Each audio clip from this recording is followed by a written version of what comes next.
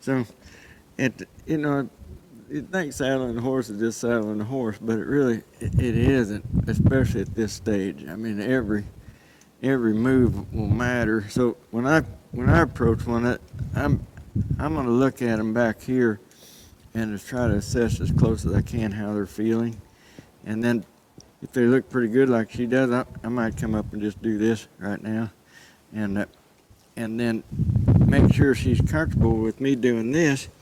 And see, I'm standing. See, there's that triangle I talk about all the time in that shoulder. And I'm standing up here in front of that, right there. Show me the triangle again. Right here. Just from the slope of the shoulder back to this tricep muscle out to the point of the shoulder and up. You know, you can go all the way up to the point of the shoulder if you want to make it a little bigger. It don't matter. It's the shoulder. There's a triangle that lays out there, but when I'm saddling, I'm in front of it, and I've got. Why are you in front of the triangle when you're saddling? So she's not thinking about going forward. You know, and I'm here to stop that, because otherwise, what'll happen if you're back here too far, you'll raise that saddle up, and they've already taken 2 steps, and then you bump them in the ass with it, and then they get scared and run. So we're here, and I can see her here, so I'm gonna get close enough where I can touch her, and just set that pad on. I'm not trying to sneak the saddle on her. I want her to take it, you know, and take it, you know, like there ain't no big deal. But I need to be in a way that when I make that move, it doesn't produce movement. And if it does, then I think it's best to just think of this saddle pad like it's a big brush. So if I put that, if I'm gonna brush her and she's bothered, then I'll just take it off and keep brushing. But if we do too much there, we'll make a big deal out of getting saddled. So if she jumps a little bit and she settles, I'm gonna let her just settle. I'm not probably gonna spend a lot of time brushing that. Okay. Now these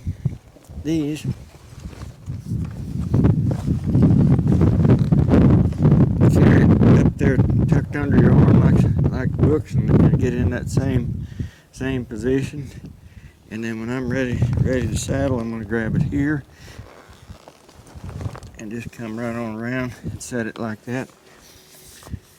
A lot of times when they see that saddle, they're going to move more than they did with the pad, even though they've accepted the pad. So then I'm going to just do my best to get it on there comfortably. And now I'm going to check my girth, you see. And we've got to let the girth out, because see, the center mark's hitting her on the edge here. Where should they be? Well, I like to have that center come to the center of the stomach, close to it if I can. That's even before you tighten it up? Yes. Well, it can be off to this side just a little bit, and then when you tighten it up, it's going to come to center. And I want to be sure that girth is gonna hit her where it's far enough behind this elbow here too, because if that's too close, then that girth's gonna pinch her and cause some problems. So now when I'm changing sides, I like to keep my hand on them and step around here. Then changing sides isn't any big deal. She's got me in a spot here where I don't want to get up in there, so I'm going to get her to move her hind feet.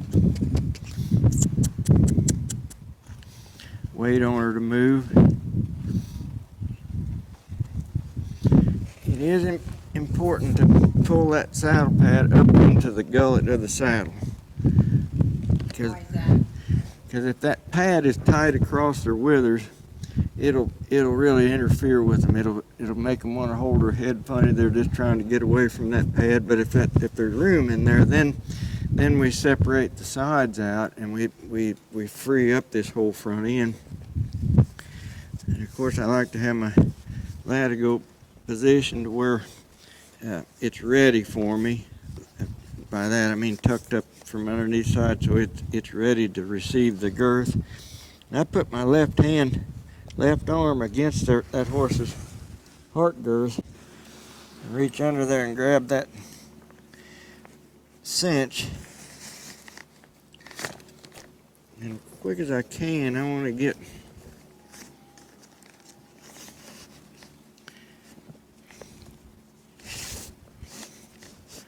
a wrap on there so that if this horse were to get troubled and start bucking, maybe that saddle might have a chance of staying on, you know, before I get it fastened up there.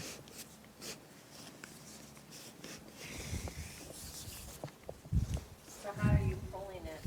Well, this Latigo hasn't been used much, doesn't look like, and it doesn't have a lot of feel, so I'm just pulling up with my left hand and pulling down with my right hand. I'm not sitting there binding and trying to lift it up like I'm going to go rope and bull. I just want to get it tight enough that it'll stay on. Now, the mechanics of putting the saddle on aren't so much the important part here. The important part is how's this horse feeling as it's accepting the saddle. And I choose to tie off my, if I don't have a hole to put the tongue of the girth into, I'm going to use the rear D as a place to put this, tie this Latigo off, and that way you don't have a big knot right underneath the stirrup. And so anyway, every step is deliberate for a specific reason, and there's not a time that I'm not aware of what that horse is feeling like as I'm going around, and that's something that I've had to develop a habit of. I didn't always, come at them that way, but I've had enough of them jump out from underneath the saddles. I've had enough of them, jump on me or whatever, and I've scared enough of them saddling them that I've realized the importance of paying attention to how they feel. And it's like right there, she's a little uncomfortable, so I right here, then when I'm this close, I can intervene. I just raised up just a little bit and kept her from pulling. But I think the most important thing a person can do is just continually watch that horse and watch where you are relative to this triangle. And most of the saddling is going to be done with you up ahead of that triangle. If we get back here, the horse is going to have a tendency to go forward in front of that. So, okay.